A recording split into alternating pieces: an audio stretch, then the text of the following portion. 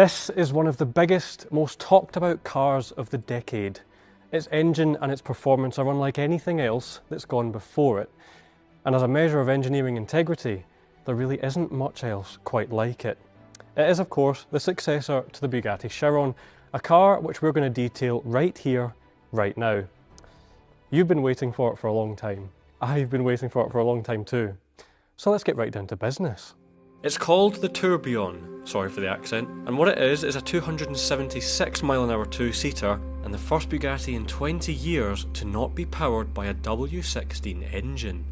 That's because it draws its power from this 8.3 litre naturally aspirated V16, which by the way measures 1 metre long.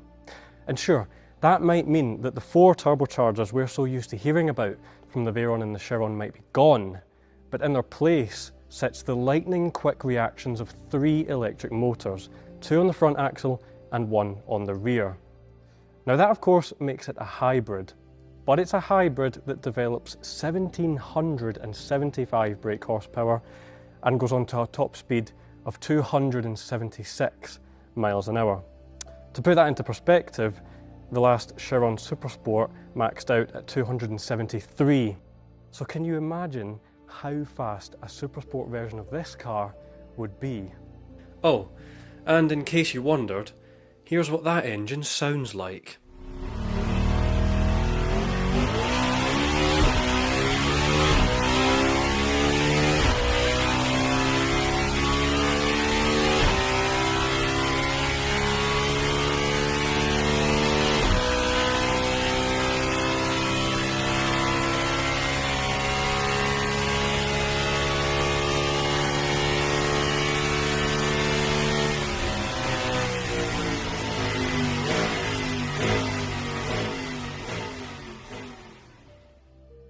We don't know exact weight figures yet, but here are some performance stats. It gets from 0 to 62 miles an hour in 2 seconds. It gets from 0 to 125 miles an hour in less than 5 seconds. And, wait for it, 0 to 248 miles an hour in under 25 seconds.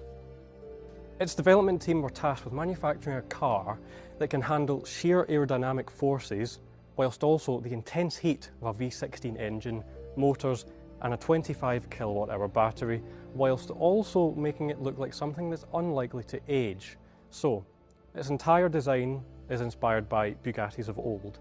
It has a character line that goes right through the middle of the car that's designed to look like rivets, like it's been riveted together. Of course at the front you get the classic Bugatti horseshoe, and the front itself is quite squat. And then at the rear you get a huge rear diffuser, which is handy at top speed when you're going 130 metres a second.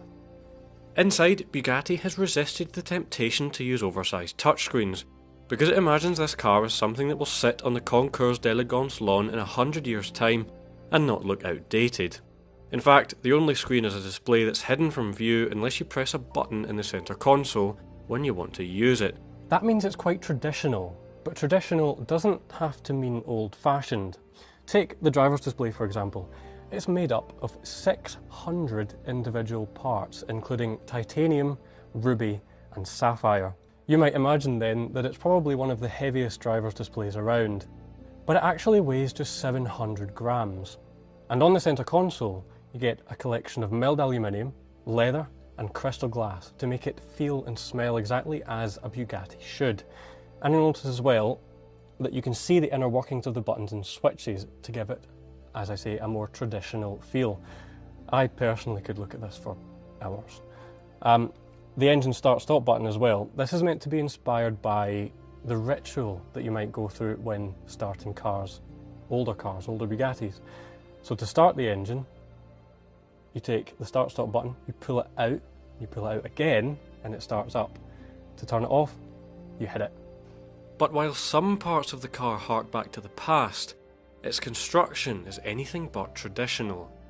Its body is made of carbon composites, and its multi-link suspension arms have been 3D printed in aluminium, making it nearly half as light as the same components used in the Chiron. You must be wondering at this point then, how do I get one? Well, 250 of these will be made at a price of £3.2 million. but every last one of them has now sold.